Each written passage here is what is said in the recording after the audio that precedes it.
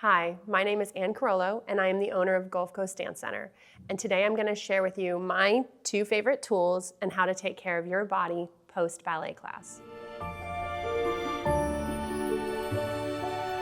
Today I'm going to go over how to take care of your body as a dancer, or I should also say as an athlete.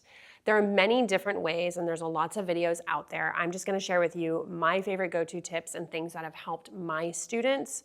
And I would say not just helped them, but it's actually doable. A lot of times we follow programs or we think we're going to be able to do something, but it's not actually doable and doesn't fit our life or our schedule.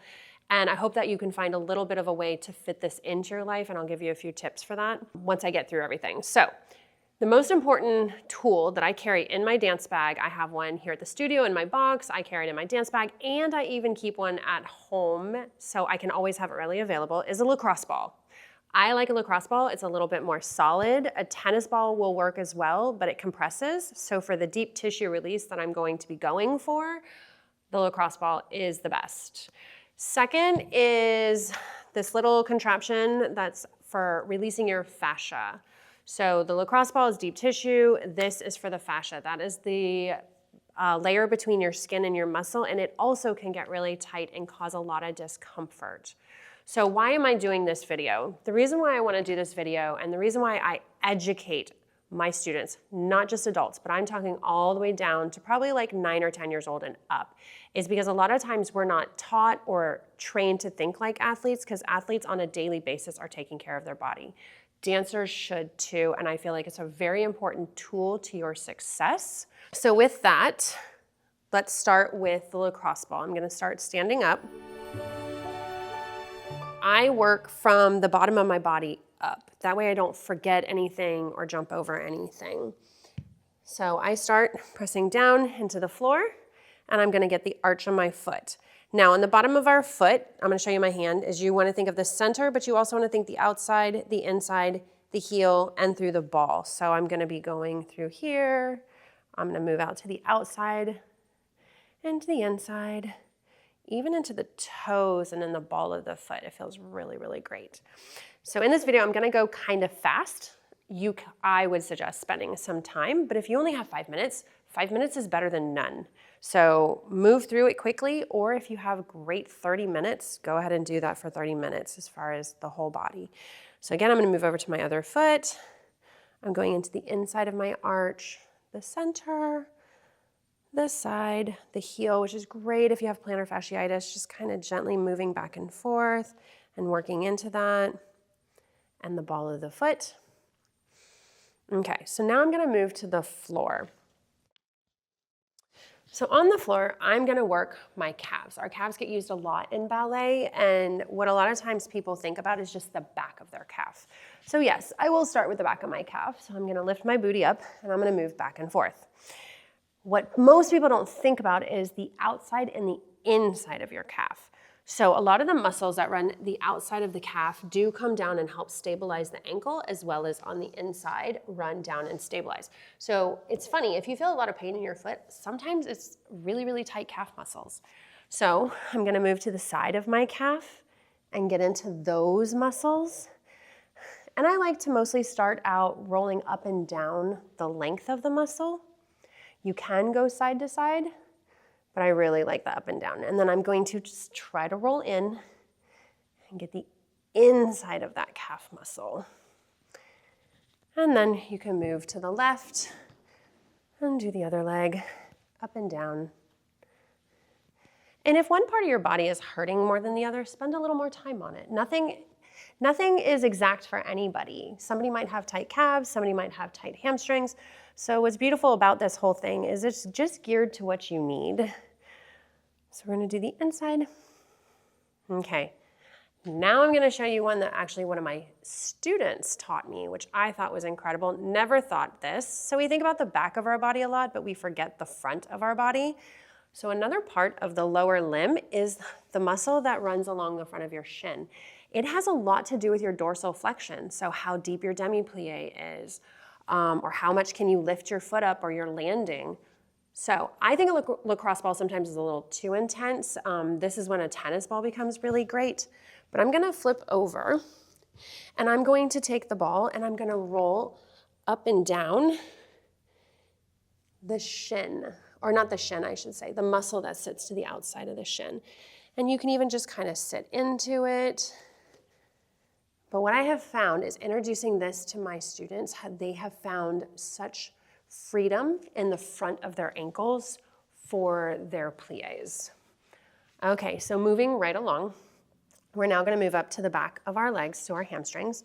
So again, just rolling back and forth. And you wanna work to the outside. Something that I learned that was really interesting was I work with a massage therapist on a weekly basis because I teach 20 to 30 hours a week. And he was telling me that so many times athletes go, oh, I have to stretch out or roll out my IT band. But he was telling me that it takes 10,000 pounds of pressure to break an IT band. So he goes, why do you think you're gonna be able to roll it out and get anything? He said, what's better for functional movement is to roll out the muscle behind the IT band. Actually, I'll go on this side. Behind the IT band and the front of the IT band. That way they glide and it frees up the IT band, allowing for just better movement, okay? And I'll show you how to do that. So part of it's gonna be using the ball. So rolling along the back, turning out the leg. You could grab a foam roller, flip over and roll out through here, but this is when this comes in really handy. So I have a lot of times students will complain of like knee pain. And when things get really tight below and especially above, since things come down and connect lower or into that, that's when you're gonna feel a lot of knee pain because something's pulling and something's off balance. So this is where you wanna spend a little bit of time on this quad. And this is actually quite incredible. So breaking up the fascia. So I put quite a bit of tension or pressure downwards into this, and especially up and down in front of that IT, even a little behind, and get that going. But when I've had my students complain of knee pains, again, I have them do this, and I'll tell them to do it on a daily basis for a good week or two, and it's crazy how much their instant relief of pain is after they do it for just a few days. Okay, so again, you can use this on your calf, anywhere. But the fascia, when it gets really, really tight, can also cause a lot of pain in the body. Now, this is my all-time favorite part of using a lacrosse ball, your glutes. So your glutes, what a lot of people don't realize is they can get overworked. You're trying really hard, you're maybe gripping, so they get really tight. And sometimes when they get really tight, they can't activate and lift your leg where you want it to go for arabesque, or your pelvis placement can't go where you want it to. So I love using it for the glutes because it's such a big muscle, lots of muscles, but there's a few really large ones, and really rolling and getting into it. And even to activate the muscle. So if I'm really struggling activating during a balance or an arabesque, I'll drop to the floor, I'll have my lacrosse ball with me in class, roll out that glute, hop up, and I'll be able to use that muscle more readily. So you would roll out both glutes. Okay, next, when your glutes also get tight, they can pull on the pelvis, causing lower back pain. So this is another go-to for anyone who has lower back pain, feels really stuck. I actually have a back injury that I got years and years ago in dance. So this is a go-to for me. So I'm gonna turn slightly so you can see. So on our leggings, we have this seam. And think of your pelvis having that fan, okay? So the top of the pelvis bone fans and the glutes come up and attach. One of the things that's really great is using a lacrosse ball to pressure point this release. So just on the outside of that sacral joint, right there, I'm gonna have you lay on the ball. I'm gonna have it until you feel no pain, it feels relaxed, the muscle releases. You're gonna move it ever so slightly outward, and you're gonna do it again until you feel a release.